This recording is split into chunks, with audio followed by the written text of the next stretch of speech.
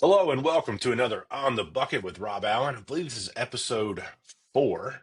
Really excited to be bringing on somebody that I've known for a really long time. Happens to be near and dear to my heart. Happens to be a coworker, Mr. Steve Smitherman.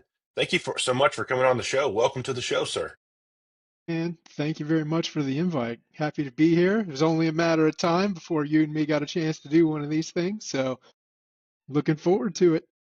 Yeah, well, at least I gave you a lot of heads up that we were going to do it, right? You've had, what, months to prepare at this point, right? So, really good. So, from time to time, Rob, not on purpose, throws curveballs, and I knew that I could count on you, Steve, to hop in and make something happen. And I'm excited to let the world, because this thing's worldwide now. Yeah, it's a really big deal, and so I want the world to know my buddy, Bitterman, what I love to call him. Steve, tell us where did you grow up? Where did this Steve story start? The Steve story is currently started and is currently happening in Florida. Okay, My parents are from Jacksonville area of Florida. That's where I was born, and spent a few years before my dad's career kind of moved us all over the place. Every time Dad got a new promotion or a career, we'd move. So been all over the Southeast. Spent a lot of time in Alabama and Georgia, but there's some Virginia and some other stuff, some other states in there, Kentucky. okay, Just one of those things that you go where you go, and it makes you who you are. yeah, it's neat. We found that out at dinner the other night. You and I, you and your wife Joanna, who we'll talk probably about here in just a little bit. But all of us grew up moving around quite a bit, and definitely for us, we said helped to shape us, give us confidence that we didn't know we had, because making new friends quickly isn't always easy, and probably what I know for sure makes you a likable dude. What about siblings? Do you have any siblings? Yeah, I've got a sister a couple years younger than me, and same situation. When I went off to college, she was still in high school and kept moving with them. So she's added a few more places, both in the U.S. and internationally. So she's a little bit more of the traveler than I am for sure. She moved internationally. Yeah, she lived in Australia and New Zealand for a little bit, and then she had a stint where she was going back and forth over to Dubai for a little bit, and now she's back here and lives probably 10 minutes one way. My parents are 10 minutes the other. Something about grandkids, parents just love that kind of stuff. So as soon as we all got together, so for the first time ever in my life as of a few years ago, like everybody is actually close. We're all so used to moving around that Central Florida has kind of become home, which has been great for the grandkids, right? So, Yeah, it's been great. I lived in Central Florida, as you know, for 6 years, and went up and had dinner with you and Joanna the other night, and went to see some of my old favorite restaurants, my old house, my old place that I used to work. A lot has changed there. Pretty wild to see little small Mount Dora, Eustis, Tavares. How do you say it? to varies. Yeah.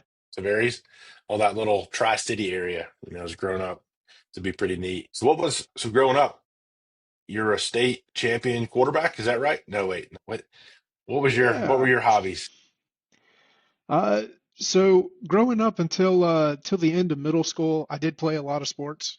I did basketball, I did baseball, t-ball, football, all that kind of stuff. Played on middle school teams and did all that. But as soon as I got to the point where engines started to play a role, I chose gas over the other options there, and really got into cars, motorcycles, four wheelers, go karts, anything with a motor that I could tinker with and play with, which kind of set the stage for a lot of Steve as an adult and a lot of my current hobbies and interests. So yeah, The when we first met 17 years ago, I think it's about how long, or yeah, 15 years ago, but you were here a couple years before I got here.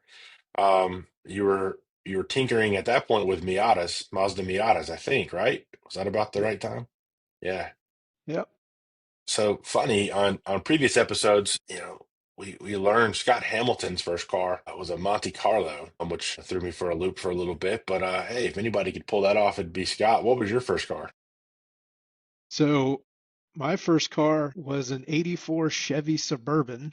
That was our farm truck. at the time, and I learned how to drive on that deep in the woods of central Alabama. And my first actual car that was mine, that was paid for, that had my name on the title, was a an '87 Mustang.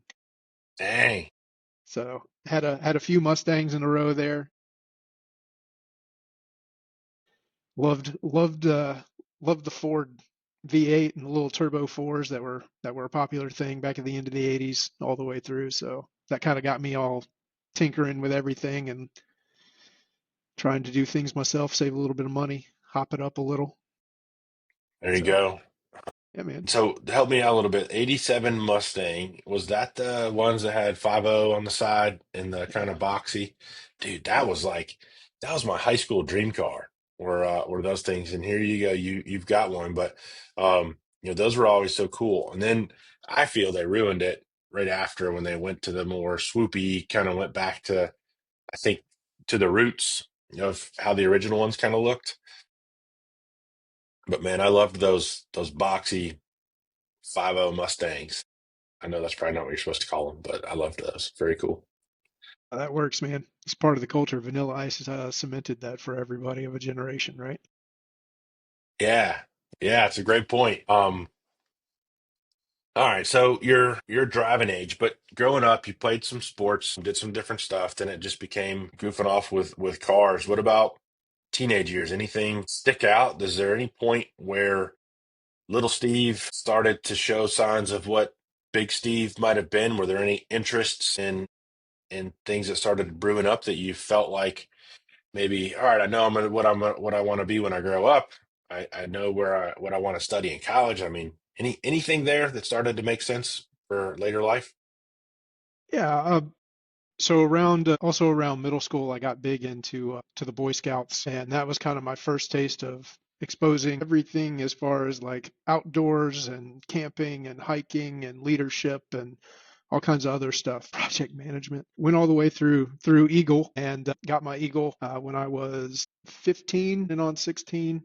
And that was a big defining thing. That combined with cars kind of really set me on my path with where I wanted to go for high school leading into college. Wanted to design and build engines, and I felt like I could do all the fun stuff leading up to what would eventually be Steve's future career. And so that kind of set the stage, you know, where I went in high school, what my extracurriculars were. I just kind of had a game plan laid out.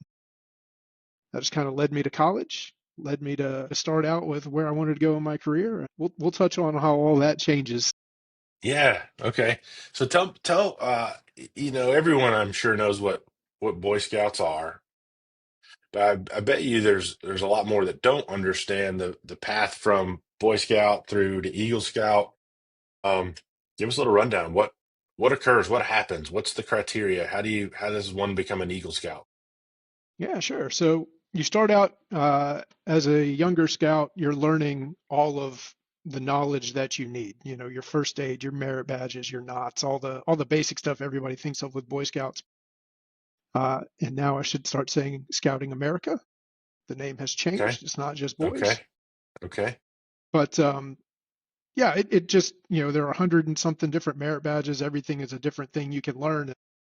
Being exposed to all the options that you have with that, you know, it really helps to kind of figure out what you're into, what you're interested in.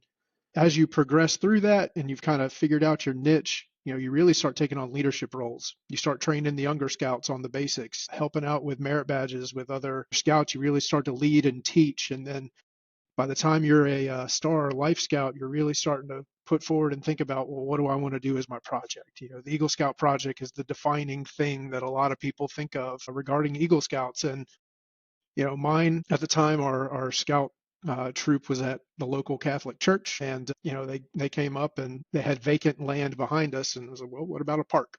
You know, something that can benefit everybody. So that was my Eagle Scout project. I helped plan, design, fundraise, physically do the labor of installing dozens of trees and benches and making walking paths and kind of coordinating where it all was. I had to create a blueprint and plan and get it approved by. That was my first taste of civil stuff. Wow. So Yeah. yeah, and you know, getting people motivated and coordinated and to go along with every step of that process really kind of gives you an eye-opening experience into what all that means. Yeah, that's incredible. It's I on my wife's side of the family, there's two Eagle Scouts. My brother-in-law and my father-in-law, both Eagle Scouts. Um, excuse me. When I talk about scouting, I get start coughing. Just kidding. Um, and so it was a little eye-opening to me that you could quickly, if you don't know much about scouting, I just go hang out in the woods, go make little small things, and then I started hearing about these Eagle Scout projects, and it's like I just can't imagine being 15 years old. I'm sure you're getting adult help at some point, but like you said, putting the blueprints together, designing, getting buy-in, all that stuff. It's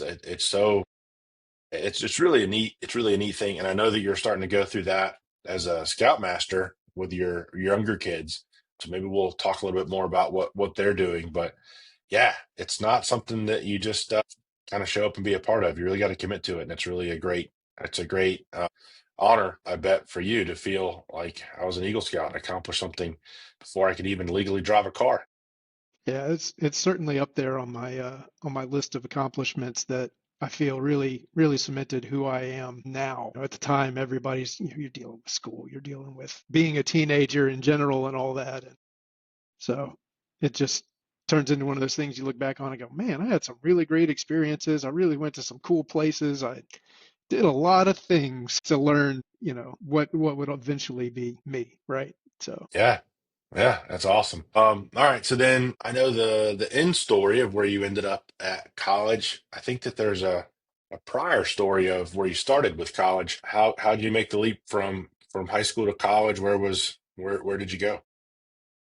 So I went to four different high schools. My first one kind of set me up on a very college focused path. When we moved, that international baccalaureate, if anyone's familiar with that, was not available, but I had kind of kept myself and kept my skills of learning and studying ahead. And so at the next couple of schools, I just kind of kept up to the point where my college path actually started with a small group of us, actually Forsyth Central High School for you Wow. Georgia folks. Wow.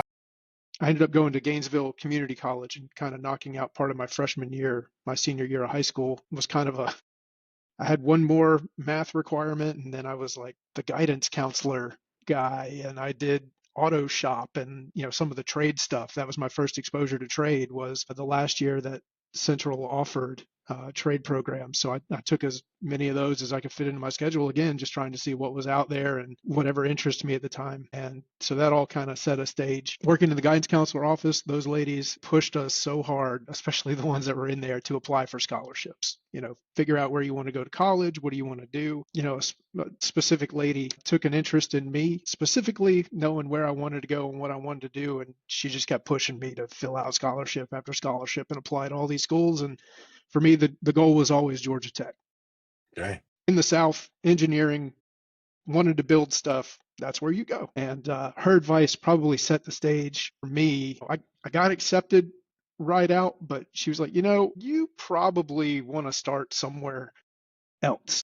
Tech's kind of known for weeding out people to start. At the time, they had colleges they were doing programs with where you can go and start your undergrad or get your undergrad, a dual degree enrollment program, basically. And the two options were Georgia Southern and Georgia Southwestern. And roll the dice. I ended up at Georgia Southwestern, and again, another life-changing moment there because sitting in that first chemistry class in fall, the girl sitting next to me, look over, I'm like, oh, okay. Hey, how you doing? I'm Steve, How you how you doing? She's like, who is this dork? Right? And just getting to talk to her and stuff. And, I'm like, hey, I came from Forsyth County. She's like, I was in Forsyth County.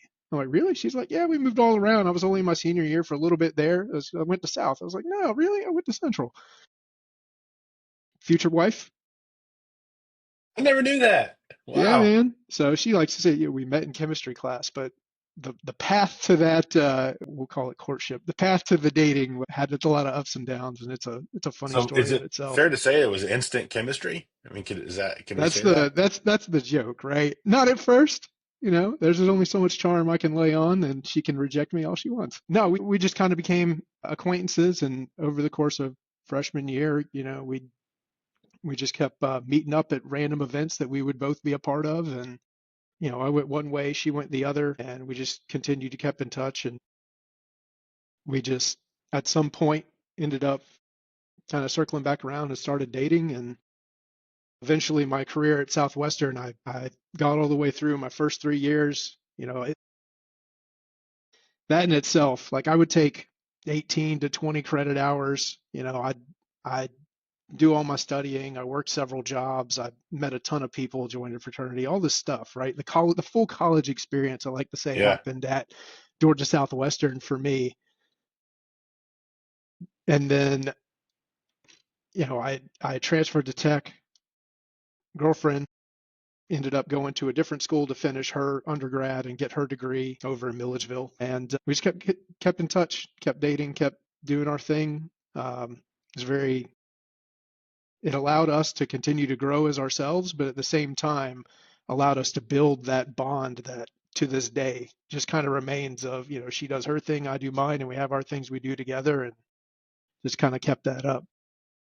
Yeah, I can attest. I never knew that you guys met in college. I was going to ask where you met, but that's really neat. But Joanna, I think I've seen her 4 times in my life. I feel like it's only like every 5 years I see her or something. But after about a quick 3 or 4 minutes of catching up, Joanna's just incredible, fun, easy to talk to. I love watching y'all's back and forth dynamic. It feels like kindness is something that you guys have in your family because you guys are very, it just feels like very kind to each other. But I also love, she likes to banter with you a little bit, is my takeaway. And I love that because that's what me and my wife, Christy, we love to banter. And that's just a sign of a great marriage, right? The core kind of do each other, love one another, have some fun doing it. And that's really cool. Um, you got some kids? I know the Yeah, answer, but yeah, we got two kids. We have a boy and a girl. The girl is the eldest. She's 12. She is also in Scouts. Boy is 9. He's in Cub Scouts. He's a little less on the fence for this whole situation, but the girl is loving it. She okay. loves the outdoors. She loves the group of people that she's got in her troop. I'm not a scoutmaster, but I am an adult leader, so I'm able to go participate. And that's been the biggest thing is, she gets the at that age in that group, they're the ones in charge. They plan their own meetings, they plan their own outings, they do all that. And she loves it. That's her jam. She's like, I want to go camping. We're going to go do this. I want to, plan a menu. I'm going to do this. I'm just there to make sure nobody gets stabbed. Nobody sets anything on fire. Nobody gets hurt.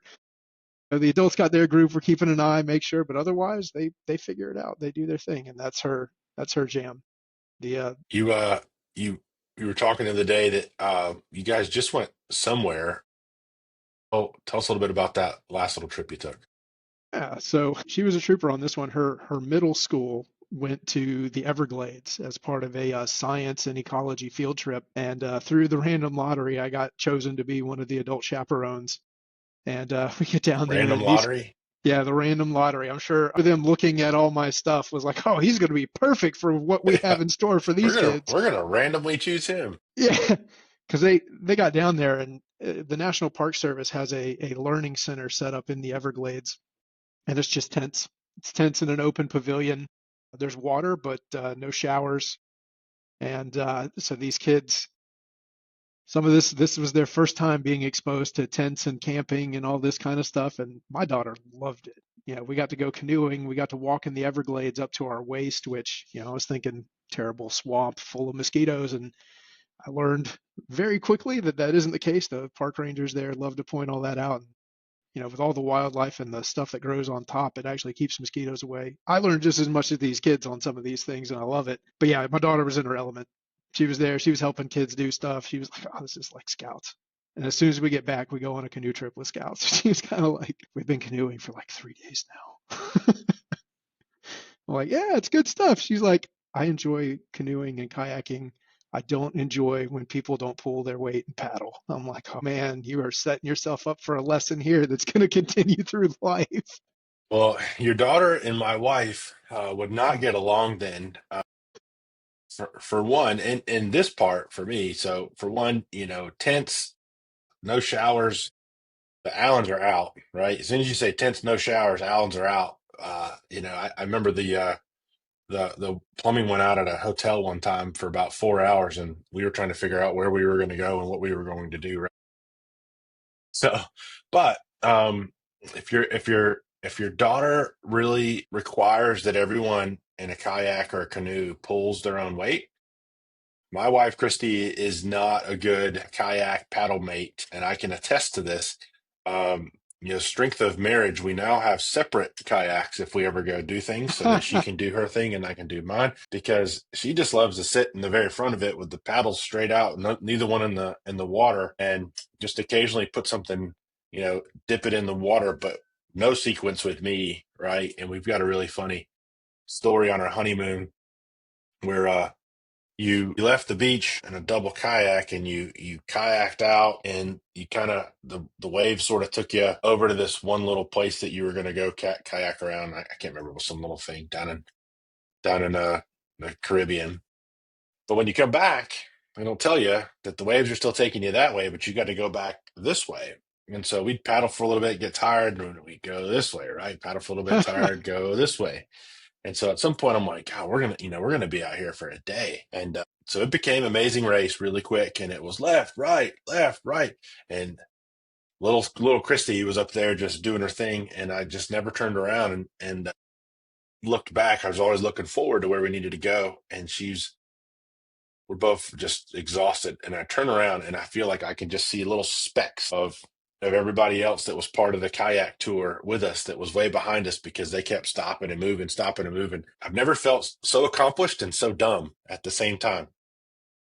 Right? It was Yeah. like we did it, but for what purpose, right? Because it's like, whatever. So I don't know who ended up being more exhausted, them or us, but it makes for a good story that pops up ever so often with Kristen and I talking about kayaks. So your daughter, if we ever find ourselves doing kayaks together, don't pick Christy as your kayak mate.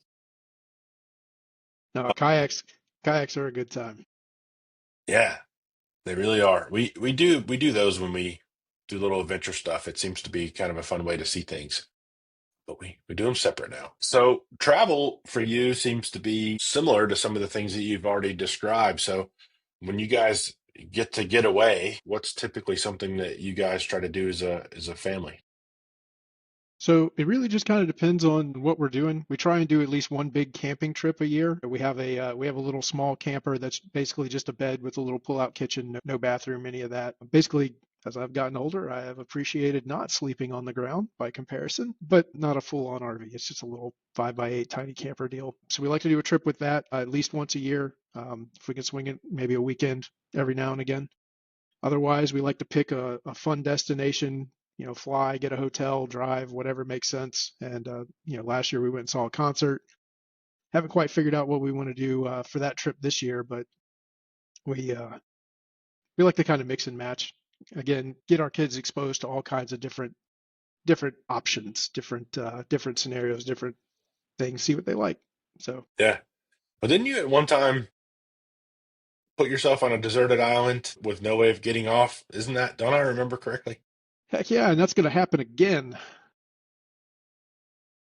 So if for those of you that do like camping and can stand roughing it a little bit, I highly recommend the Dry Tortugas in Florida. If you're going to go to visit, it's the same price as if you're basically going to go out there and camp. I think they let you camp up to 3 nights, $15 a night at the timing of this recording. Who knows? National Park Service.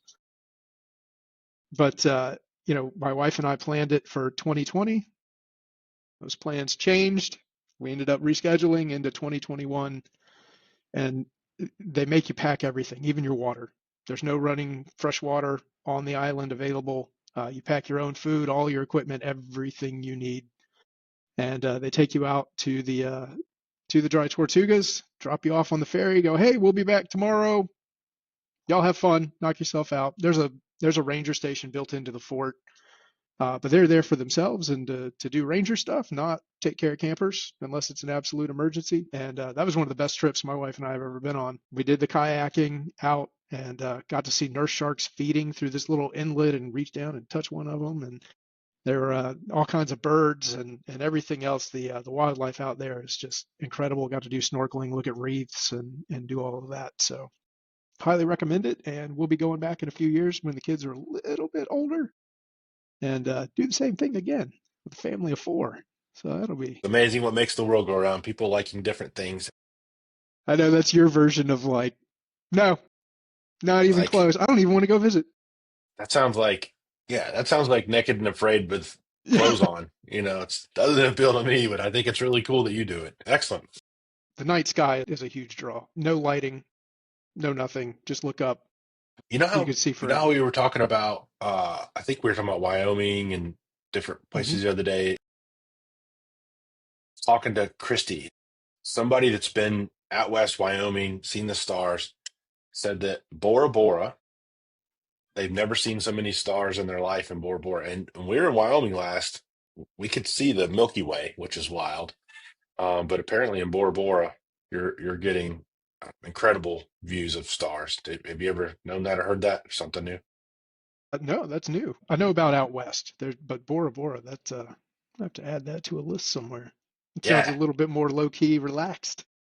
yeah, yeah. So I think they have running water there. That's good. Where's the All right, so let's transition over to somewhat present day. What are you about 16, 17 years at Stromquist now? started in 2008. So Yeah. yeah, Um, it's been a when minute. when I came on board, you'd been here 2 years or so longer than me.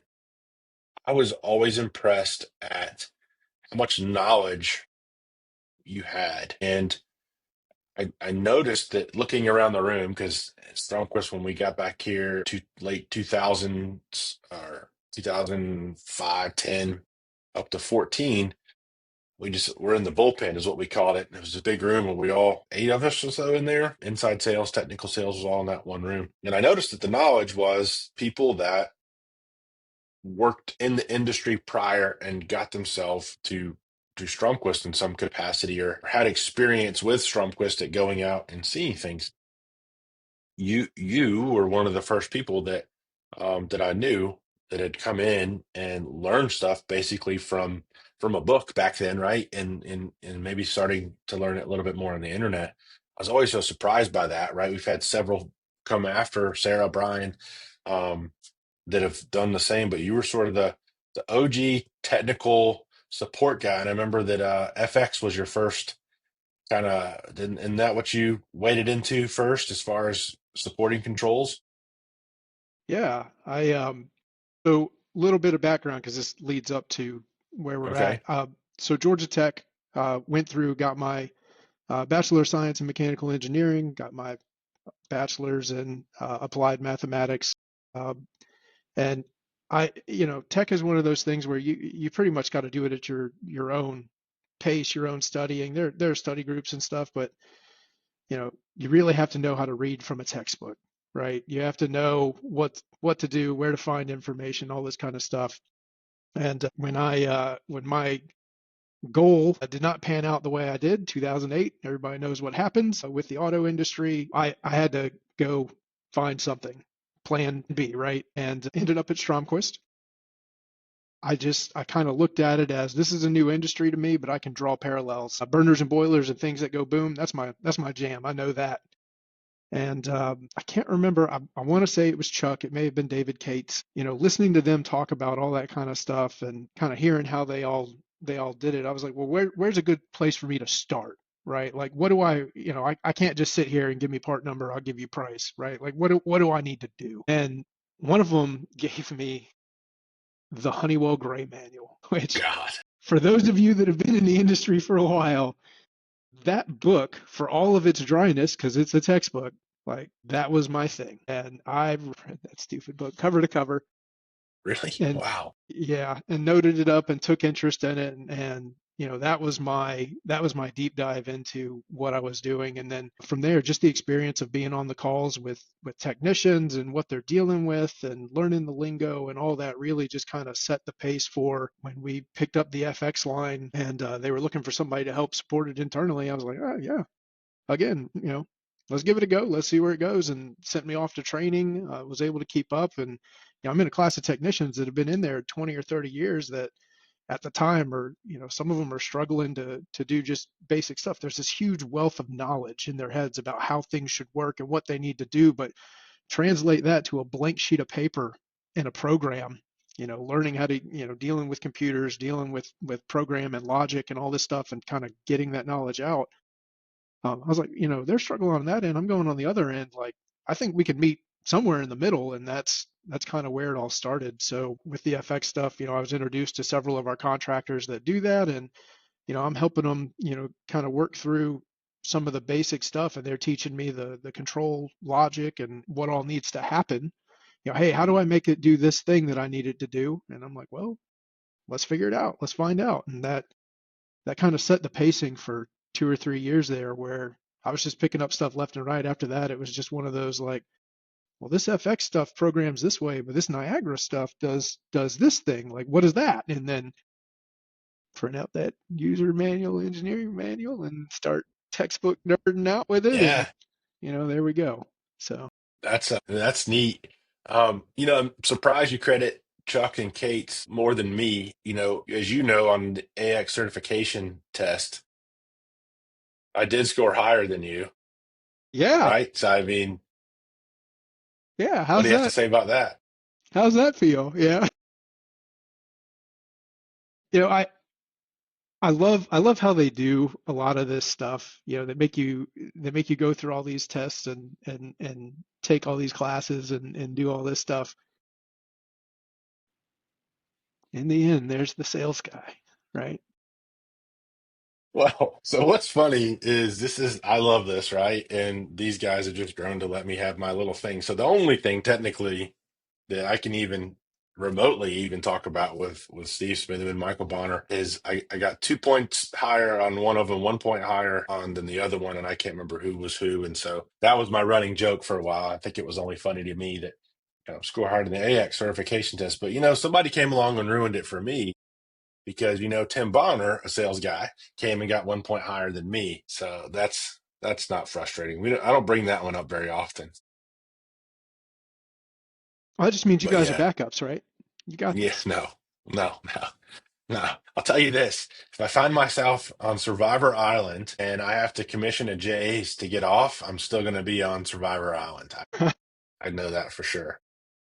I Very I do cool. love that some of you guys that went through it, you picked up the lingo at least, right? Like you can understand what these guys are dealing with, and when you're out there selling, when you're out there doing these things, you have some clue. You're not just reading off a script, right? And that really helps both in the relationship side and you know getting them to the right person. If you know what it is, you can at least guide them to the right path, the right person. So 100%. You're spot on with that. It's sort of like waiting a table. At first, it started out where people were ordering things off the menu and ordering drinks, and I have no idea what they're talking about. What's chicken? What's Coke Zero? I don't know, but I'm writing it down, right? And I got to go relay it to somebody else.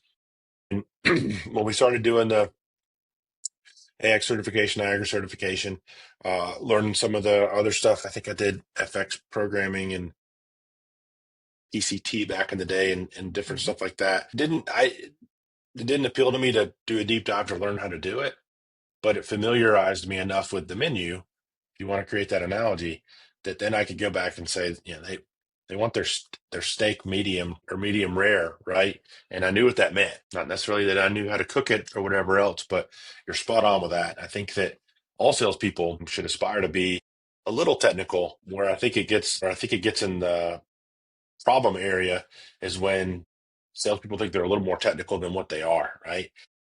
I'm not guilty of that. So that's good. I don't think I'm guilty of that. I never tried to be technical. But yeah, so talk about what's your role, how you've sort of evolved. You've got a newish role that you've been in for a little while. Talk about what that is and what you're liking about that and what your plans are for it. Sure. So the natural progression for me was learning the industry, learning the tech, learning the customers, and then as I went on, I just found myself teaching more and more people internally kind of what to select, what to do, what works, what doesn't, just kind of sharing my experiences as I went through the industry. I went on a lot of job sites, sat on a lot of buckets in mechanical rooms, working with On with the bucket. contractors and yeah. almost like we know where all that comes from. Everybody watching this has probably sat on a bucket at some point or another in their life in a mechanical room and been like, where did I go wrong? But those are the best learning experiences, and so I wanted to kind of supercharge internally some of these guys that were coming into the industry. I can count on no fingers how many people wake up in the morning when they're kids and go, "Hey, I'm going to be in the HVAC industry and I'm going to be a controls technician." I reserve the right to be wrong because someone watching this may have been that kid. For now, it's Michael Bonner might have been that kid, but he may not have wanted to be that kid. I yeah, don't know. that's I don't know. Is that the different? so, but getting people into this industry and getting them up to speed has been just kind of I'm going to call it a passion. It's been a thing that I love to do, and as we've brought people on and kind of guiding them and watching them grow in the industry and where they all kind of end up has been a lot of fun. Um, and a lot of that for me is kind of leadership by example, as well as helping along the way, and again drawing back to the scouts and the edge method and all that kind of stuff. Like those have all just been things that I've just inherently kind of enjoyed. And so I kind of felt like the natural career path for me was leading into more of a leadership role, and then getting out in front of customers and doing the same thing with customers, right? So internally, kind of working with our folks, getting them up to speed, making sure that they're learning the right things and they know the lingo and they're progressing in their careers, and getting out there for customers in a more technical role and kind of assisting the sales guys now. Technical sales engineering leader. My biggest role is making sure contractors know what stuff is working, what stuff is not working, what we think is great in the industry as we're seeing results from other contractors in other areas of the country and other spots, and making sure that they keep ahead of the game, keep ahead of the competition. And I've just really enjoyed that. I like coordinating events for these guys, making sure that they're caught up to speed on the latest and Yeah. greatest. So there's so many things to talk about, as relating to what you just said, right? One of them, Chris Bortz. You brought Chris, who had a mind like a sponge to be able to soak the stuff up, right? So big credit to Chris Bortz. We call him Bortz. I have to remember to call him Chris sometimes. But he's shown that he can soak this stuff up, and your desire to try to get him to soak up as much as he possibly can has been great, and it's been fun to watch him grow and become a just an incredibly valuable resource for us. And he's gotten so good, it's freed you up to be able to do a lot more things, more customer facing. I feel like at Stromquist we've been reactive in a lot of ways of customer, what's wrong? How can we help? What do you need from us? What can we provide for you? And this new role that you're doing is more proactive, as you eloquently described, to get out in front. Here's the technology that we like. Here's the stuff that we see. Here's things that we think that you should endeavor to do, and it's working really, really, really well. I go to a lot of industry meetings. I've sat on a few advisory councils. I can tell you the one thing that all integrators would agree on is the industry lacks training, and it lacks people desiring to come into our industry at the level to support the growth of what we're doing. And so that became a light bulb for you and I. We need to get more proactive in going out because, sure, every integrator that we know most likely has a seasoned person that knows what they're doing and they're running the departments and doing the thing. But those people are the ones busy getting the projects done, keeping their customers happy. It's on us and the suppliers to ensure that the people that are coming along are understanding what needs to happen, what they can do. And it's been really good for us. We're working with end users a little bit more to show the technology that's out there to them, to produce warm leads to our integrators to come back and say this end user wants this technology. It's been really neat. 100%. I mean, where we are now versus where the industry was, what, 10 years ago, they didn't have specialized training outside of the manufacturers that were available to people coming into the industry. The trade schools focused a lot on the equipment and troubleshooting equipment itself, but the controls part of it, especially with digital controls and building automation systems, is, even though it's been around in some form or fashion for a long time, the focus just wasn't there. And we saw that as an opportunity to kind of help focus where our customers and internally where our team members focus. And I think that kind of set the stage for where we are now and kind of where I see it going forward. You know, there's a lot more third party training out there for controls. There's a lot of really good, you know, some people have podcasts, some people have internal training programs and other things. And I just think it's great how much more the controls industry is pushing to be out there and kind of inspire or get people inspired and excited about, you know, what this industry is doing. Because at the end of the day, you know, it's more than just heating and air. There's all kinds of fun things that people are doing with buildings from an energy efficiency standpoint, from a technology standpoint, and you know, us being there to kind of help and figure it out. You know, as a contractor, you have access to who your suppliers are and maybe some competition and bids and specs. But when you're at a distributor level or at a vendor level, you Hmm. have access to what everybody is seeing and doing. And Hmm. that really helps you be at the center of what's working, what isn't working, where we need to go from a technology standpoint and all these things. And there will always be those movers and shakers that pioneer Yeah. new fun Let stuff. let's dial into that for a second. So distributor.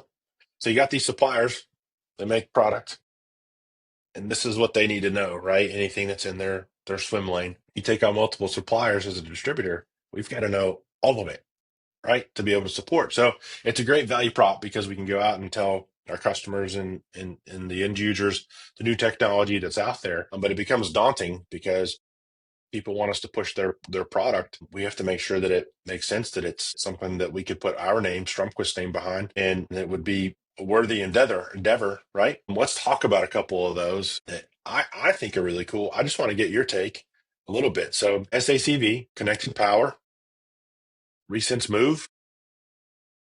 Give us a little. What do you think about those? What are they? What do you think about them? Yeah. So three good products, all kind of like, you know, where the technology is headed now, in my opinion, for our industry is making it easier on the contractor from an install standpoint, from a programming standpoint. For the end users, it's data, data, data, data, data. Give me all the data. Let me see where I'm spending my money, what I'm doing, how I'm doing all this stuff, and how it affects my building or how my building is affecting my tenants. Being able to see all this stuff. And so SACV, you know, great product from an install standpoint. It all comes together. It's all canned. It's pre-programmed. It can just be put in there.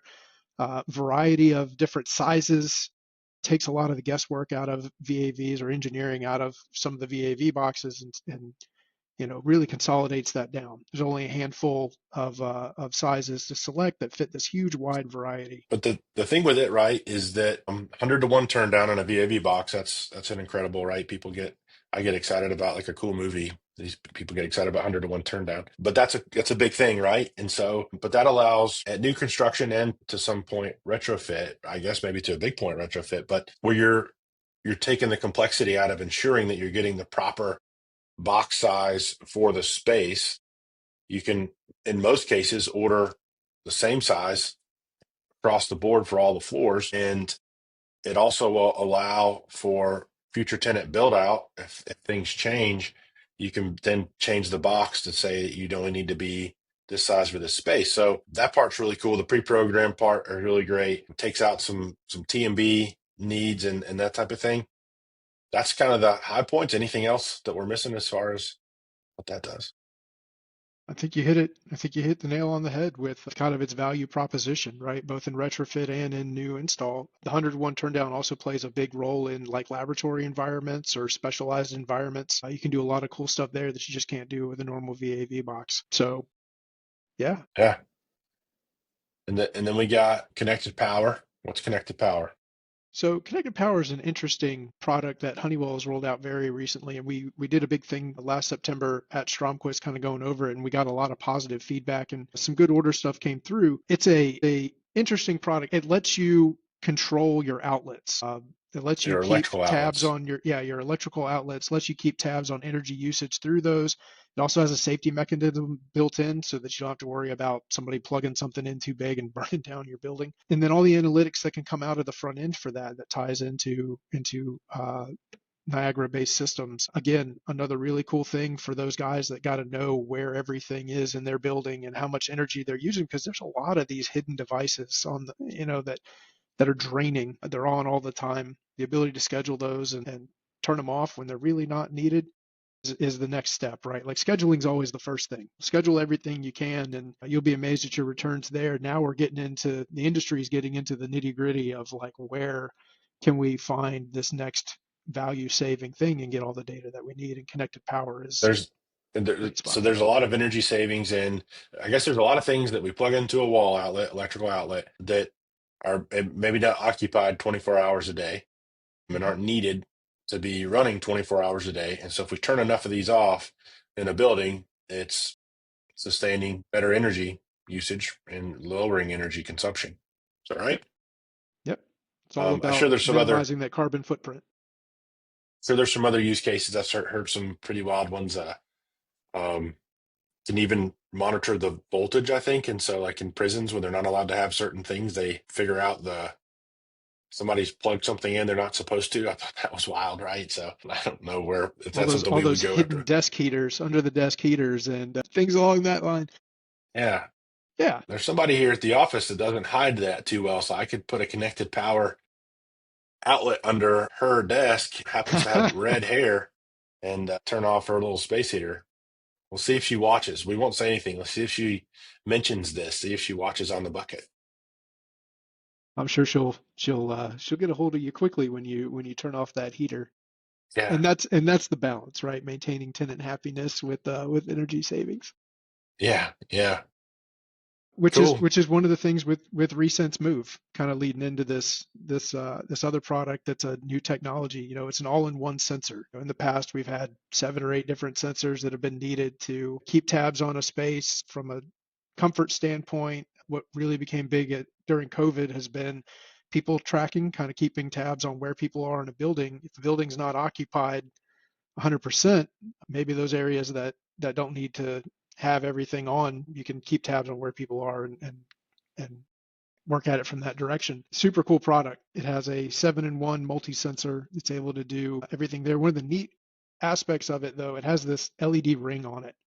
And I'm loving what some of these contractors are coming up with for usage on this thing because it's a full color ring, and so people are using it for all kinds of stuff. Is a space occupied or has it been occupied in the last X amount of time, right? So cleaning crews, no one's in that bathroom since the last time you were there.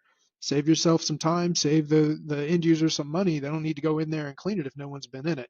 Meeting space and cube farms, being able to tell who's occupying what sections of a building, and maybe for how long and where what they've done. Again, helping out with kind of figuring out where you can maximize your space in a building. If a building's only 50% occupied but it's got 100% everything running, maybe you can consolidate. you know Maybe you can move some tenants around, maybe some tenants can move some employees around, and really see some value savings, as well as kind of tracking or keeping up on in and out of a building. There's some other things you can do there.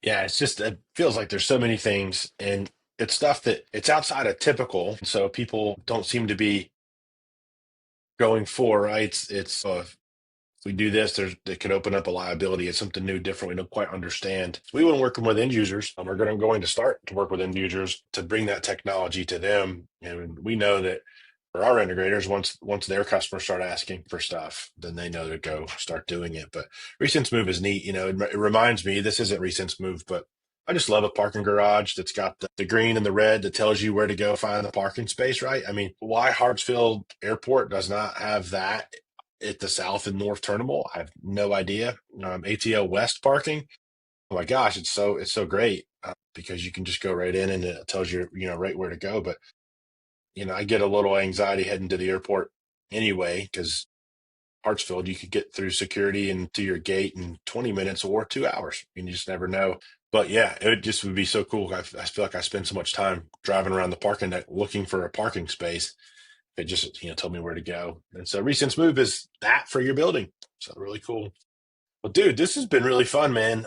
It's I think people have a good understanding of who you are, where you came from, how you got into the industry, understand any customers of Strongquist, how they could work with you, and some things that we're endeavoring to get better at to be able to continue to let us, our customers, the industry continue to grow. Anything I didn't touch on that you think is cool that we we need to share with worldwide audience?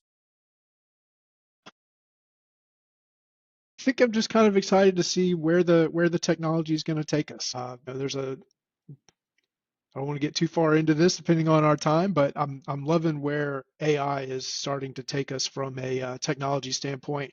Its ability to complement our knowledge and kind of expand what we as people can do beyond our natural abilities. Combine that with some great organization skills, and suddenly one person can, they're not having to remember everything. They're not having to keep track of everything. They're able to get all the information they need and kind of maybe explore some interests in some areas that they didn't know or keep up with other things. And so that's been something that's really been keyed into and has been an interest of mine over the last Yeah, yeah.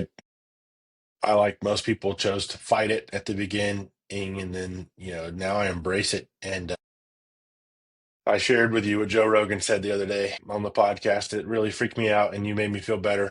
But I think that AI is here to stay. Embrace it, learn it, understand it. It's a supplement. It's a complement. It's not a replacement.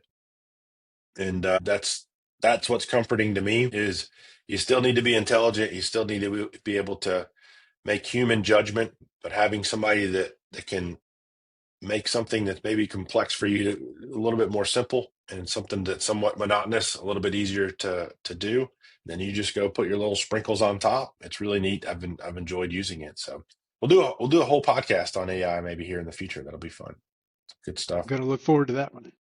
Excellent. Well, man, thank you so much. I appreciate you. Appreciate you more than you know. Value you and your talent and your personality and the way you go about life and the way that you do things. To me, you're one of the best out there. And I just wanted the worldwide audience to know who you are, man. So thank you very much for coming on. And hey, we'll see you guys next time with On the Bucket with Rob Allen. Thank you, Steve. Thank you. It's been great.